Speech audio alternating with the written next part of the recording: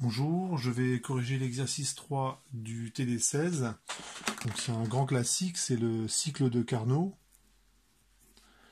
Alors le cycle que je vais décrire est constitué de deux adiabatiques quasi-statiques ou adiabatiques réversibles.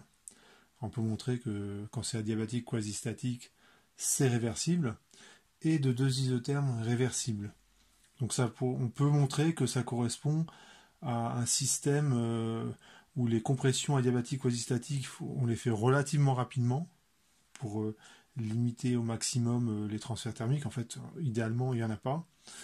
Et les isothermes, c'est respectivement le fluide qui est en contact avec la source chaude, puis, un peu plus tard dans le cycle, en contact avec la source froide. Donc là, le cycle ressemble à ça.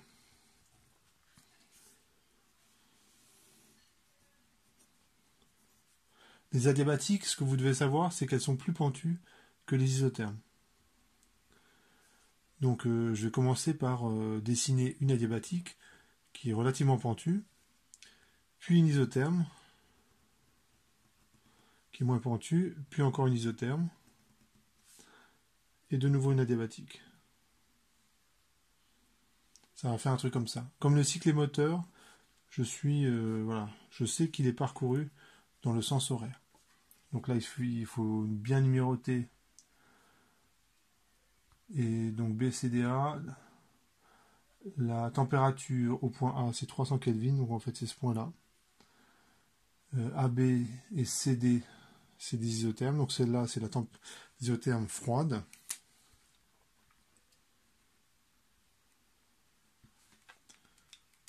Et l'isotherme chaude, c'est de CAD. Donc on a de la chance parce que l'isotherme chaude, c'est égal à la température de l'état C. Donc on pourrait écrire TC égale, enfin T chaud égale TC, et donc il n'y aura pas de confusion possible. Ce qui peut arriver, c'est que parfois dans des exercices, le point C il se retrouve là. Et donc la température de la source froide, c'est égal à TC.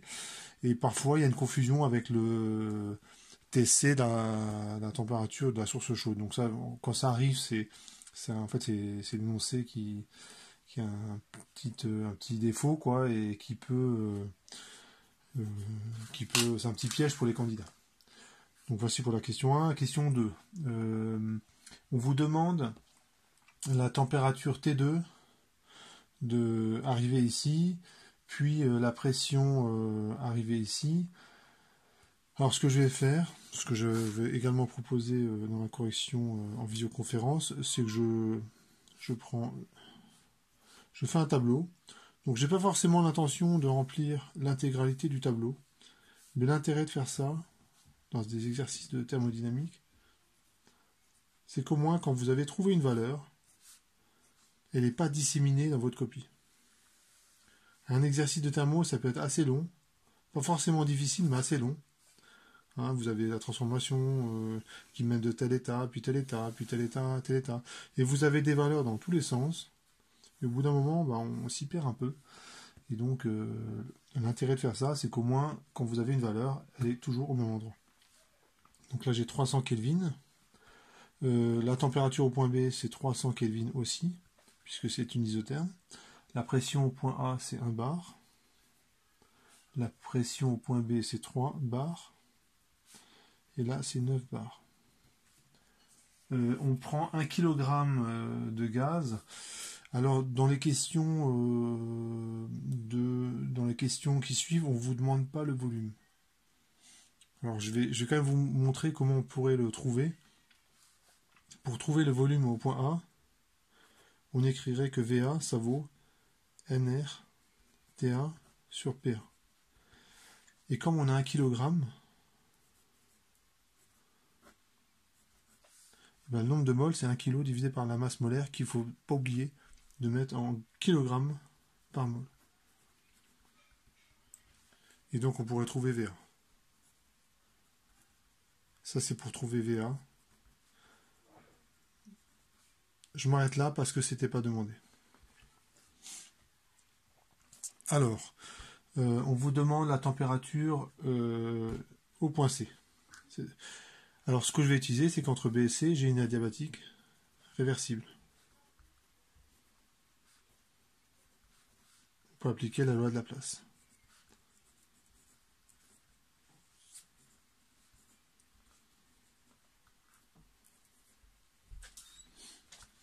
Et donc pour la diabatique réversible, ce que vous connaissez, c'est la pression de départ et la pression d'arrivée.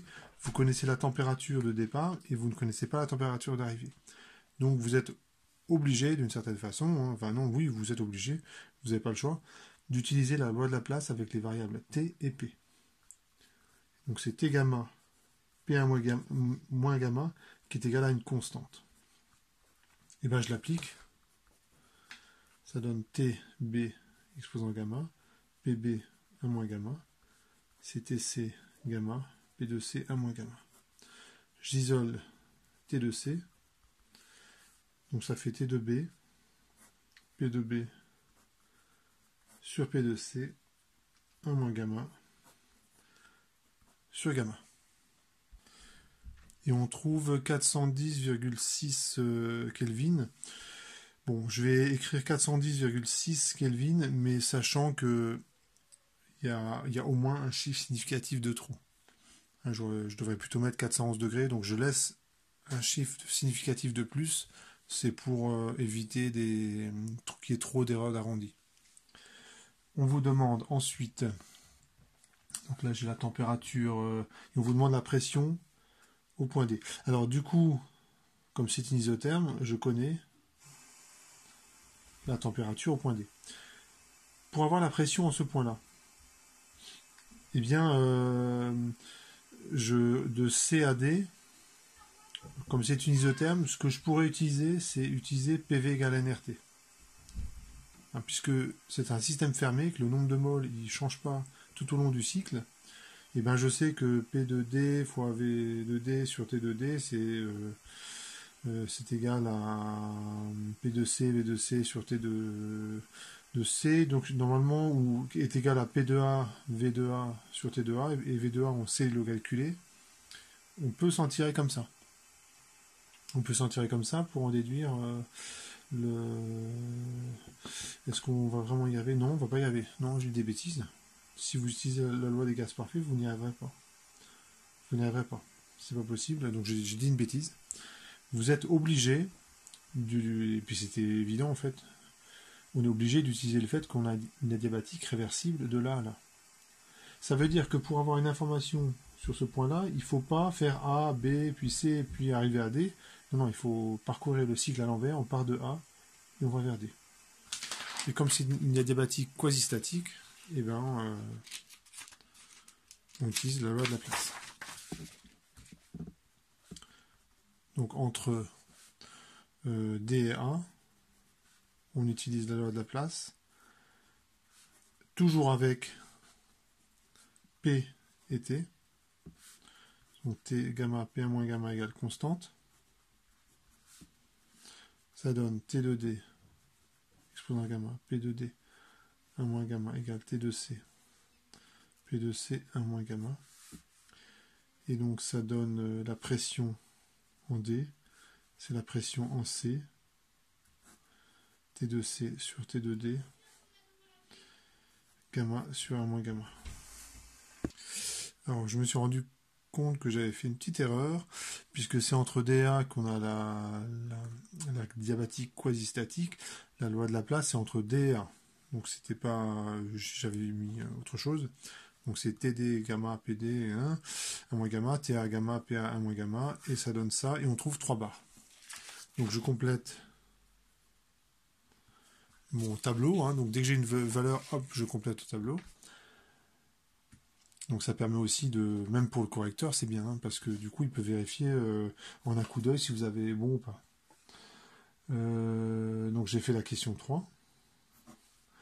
Question 4, on vous demande les quantités de chaleur. Alors ici ça va être facile, on sait que ça va être facile, parce qu'à partir du moment où vous avez toutes les températures et que vous avez un gaz parfait, et ben en général, les transferts thermiques et les travaux, c'est que des expressions simples, dans le cas du modèle du gaz parfait.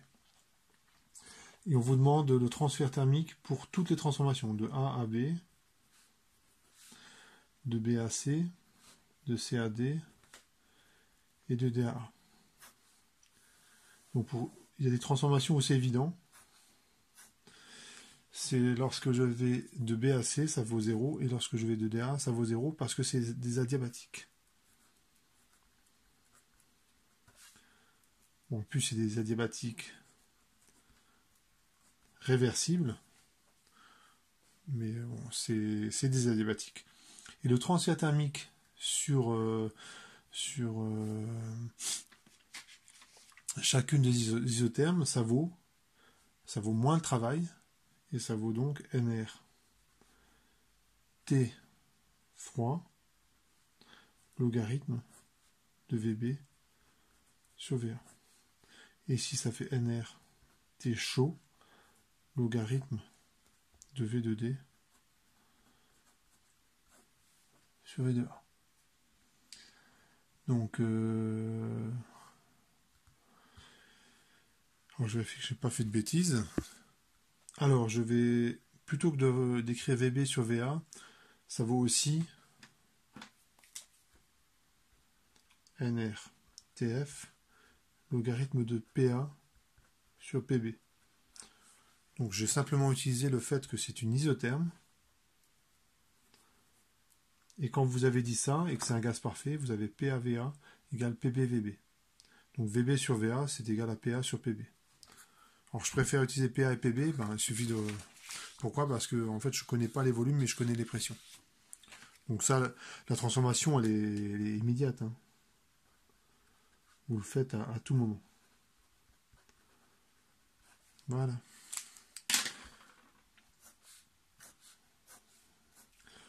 Donc normalement j'ai répondu à la question 4. Question 5, on vous demande de calculer le rendement de ce cycle. Donc le rendement d'un moteur, c'est moins le travail du cycle, c'est l'énergie utile. Et l'énergie coûteuse, c'est le long de l'isotherme chaude où la source chaude a donné de l'énergie par transfert thermique au système. Donc c'est égal à QCD. Et alors ici on est un petit peu embêté parce que si on regarde la question d'avant, on a calculé que des transferts thermiques. Or, pour connaître le rendement de ce moteur, on vous demande un travail. Mais c'est là qu'il faut avoir le bon réflexe. Vous savez que sur un cycle, la somme des travaux et des transferts thermiques, ça fait 0. C'est le premier principe. Donc en fait, ça fait QAB plus Q... bon, je pourrais mettre Q du cycle. Ça va être plus simple. Disons, plus rapide à écrire. Sur QCD.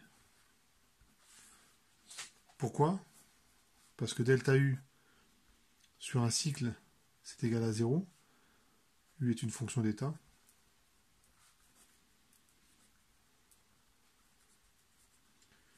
Mais ça vaut aussi le travail du cycle plus le transfert thermique sur le cycle. Donc j'ai bien moins W cycle égale Q cycle. Et sur tous les transferts thermiques, il y en a 2 qui sont nuls, et il n'y en a que 2 qui sont non nuls. Donc je fais la somme des deux. Et je sais... alors ça fait NR. Je peux mettre un facteur TF logarithme de PA sur P de B plus TC logarithme de P de A sur P de D. Sur QCD, je me rends compte qu'il y a une erreur là. Je sais pas pourquoi j'ai mis V2. Normalement ici c'est V2C. Je vais corriger. Et ici QCD c'est NR. TC, il faut que je corrige tout de suite. Bon, décidément, je fais beaucoup d'erreurs là. Alors quand je fais une erreur, là, j'ai corrigé en rouge à chaque fois. Comme ça. Donc ici c'est V2C. Donc c'est P2C ici.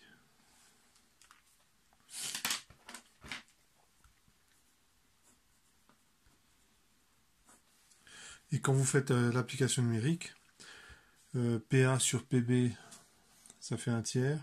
P2C sur P2D, ça fait 3. Donc ça fait, en fait, aux erreurs d'application numérique, hein, aux arrondis près, on va dire, on trouve ça. C'est-à-dire le rendement de Carnot, ben ça tombe bien parce que le moteur, c'est justement le moteur de Carnot. Et on vous demande de calculer le rendement, la variation d'entropie, pardon. Donc 6, hein, c'est le rendement de Carnot. Question 6, on vous demande la variation d'entropie pour chaque transformation. Et bien là, il faut savoir que delta S, ou plutôt l'entropie, donc ça c'est le genre de formule qu'on doit vous donner à chaque fois. C'est NR sur gamma moins 1, logarithme. Alors comme je connais la température et la pression, je vais prendre cette expression-là. Donc je vous rassure tout de suite, hein, ça c'est des formules, on doit vous les donner. Il n'est pas question de vous demander c'est quoi l'entropie d'un gaz parfait, comment ça vous ne connaissez pas l'entropie d'un gaz parfait. Non, non, on vous donne la formule, point. Eh bien, calculons delta S de AB, de BAC, de CAD et de D vers A.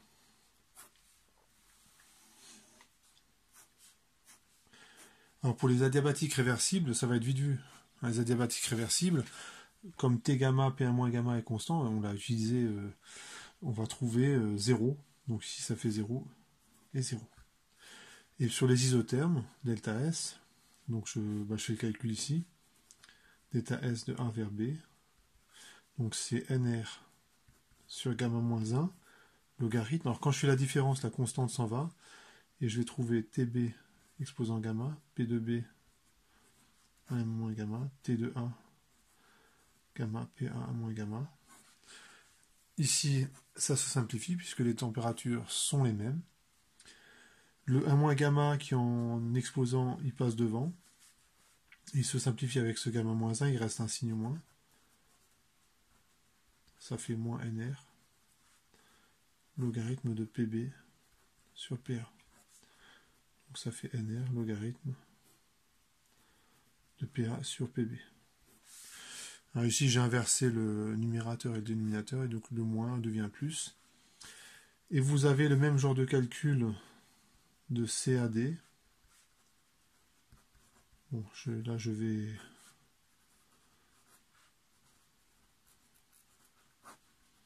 de C gamma, P de C, 1 moins gamma. Et ça fait moins NR, logarithme de P de D sur P de C.